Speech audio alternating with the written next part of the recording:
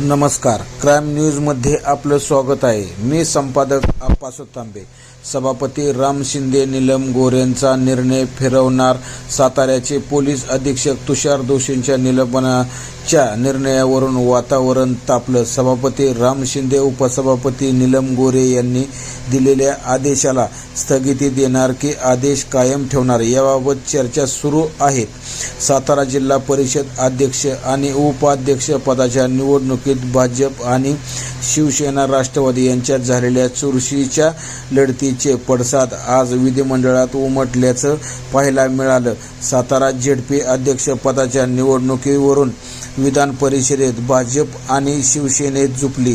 Satara police अधीक्षकांना आणि सर्व पोलीस अधिकाऱ्यांना निलंबित करा. जिल्हा परिषद आवारातील सीसीटीव्ही फुटेज सादर करावं. या प्रकरणात विभागीय आयुक्तांनी स्वतः लक्ष घालावं असे निर्देश उपसभापती नीलम गोऱ्हे यांनी दिले आहेत. पण आता नीलम गोऱ्हे यांनी दिलेले आदेश कायम राहणार का असा प्रश्न उपस्थित होत आहे. सभापती राम शिंदे नीलम गोऱ्हे यांच्या आदेशाला स्थगिती देणार असल्याच्या चर्चा सुरू आहेत. उपसभापती नीलम गोऱ्हे यांनी सातारा SP यांच्या निलंबनाचे आदेश कायम राहणार का असा प्रश्न उपस्थित होत आहे. सभापती राम शिंदे हे उपसभापती नीलम गोऱ्हे यांनी दिलेल्या आदेशाला स्थगिती देणार की आदेश कायम ठेवणार याबाबत चर्चा सुरू आहे.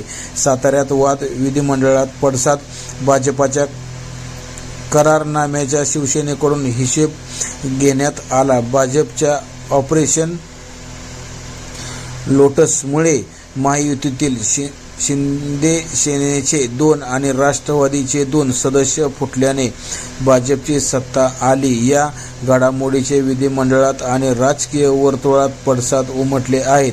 सातारा झेडपी अध्यक्षपदाच्या निवडणुकीवरून विधान परिषद भाजप शिवसेनेत चांगलीच झुंपल्याचं पाहायला मिळालं. SPचं निलंबन करण्याचे आदेश उपसभापती नीलम गोऱ्हेंनी सरकारला दिले आहेत. CCTV फुटेज सादर करण्याचे निर्देश देण्यात आले आहेत. नीलम गोऱ्हे काय आदेश? सातारा पोलीस अधीक्षकांना निलंबित करा. जिल्हा परिषद आवारातील CCTV घ्यावे. विभागीय आयुक्तांची यात स्वतः लक्ष घालावे.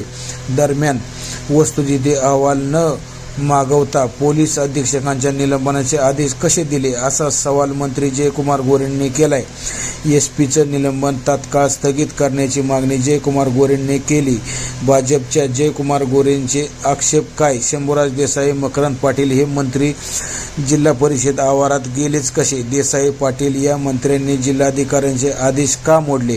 वस्तुस्थिती समजून न घेता चर्चेवर आधारित निलंबनाचे आदेश कसे दिले? जिल्हा परिषद निवडणुकीदरम्यान कायदा सुव्यवस्था का मोडली? बंदोबस्तावरील पोलिसांना शिवीगाळ का केली? पोलीस अधीक्षकांच्या निलंबनाचे आदेश स्थगित करा. जिल्हा परिषद आवारात 5000 कार्यकर्ते कोणाच्या आदेशाने आले? साताऱ्यात नेमकं घडलं काय? जिल्हा परिषद शिवसेना राष्ट्रवादी युतीत 65 पैकी 35 जागा मिळून बहुमत स्पष्ट केलं तर भाजप 27 जागासह सर्वात मोठा पक्ष म्हणून समोर आला. साताऱ्यात बहुमतासाठी 33 सदस्यांच्या पाठिंब्याची गरज होती. अध्यक्षपदाच्या निवडणुकीत भाजप 6 सदस्य पडून स्वतःचा अध्यक्ष बनवला. भाजपनं शिवसेनेचे 2, राष्ट्रवादीचे 3 सदस्य फोडले. भाजपनं एका अपक्षाचाही पाठिंबा मिळवत अपक्ष अध्यक्षपदाचाही निवडणूक जिंकली तर इतर 2 सदस्यांना पोलिसांनी मतदानापासून रोखल्याचा आरोप शिवसेनेने केला आहे. सातारा जिल्हा परिषद एकूण संख्याबळ 65, भाजप 27, राष्ट्रवादी 20, शिवसेना 15, काँग्रेस 1, अपक्ष 2.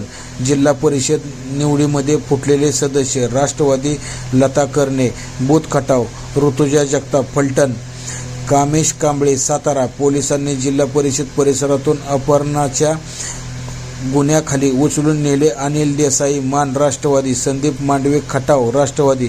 उपमुख्यमंत्र्यांच्या दालनात बैठक, शिवसेनेचे आमदार संतप्त, शिवसेना मंत्री आणि आमदार साताऱ्यातील गैरप्रकाराविरोधात आक्रमक झाले आहेत. उपमुख्यमंत्र्यांनाही घडलेल्या प्रकाराबाबत नाराजी बोलून दाखवली आहे. सत्ताधारी मंत्री आणि आमदारांनी मिळणारी दुय्यम वागणूक न खपवणारी असल्याची नाराजी सर्वांनी उपमुख्यमंत्र्यांना बोलून दाखवली आहे. तर दुसरीकडे सभापती राम शिंदेंनी मुख्यमंत्री देवेंद्र फडणवीस यांची भेट घेतली असून सातारा जिल्हा पोलीस अधीक्षक निलंबन कारवाई निर्देश प्रकरणावरून मुख्यमंत्री आणि सभापतीमध्ये चर्चा झाल्याची माहिती मिळत आहे. धन्यवाद.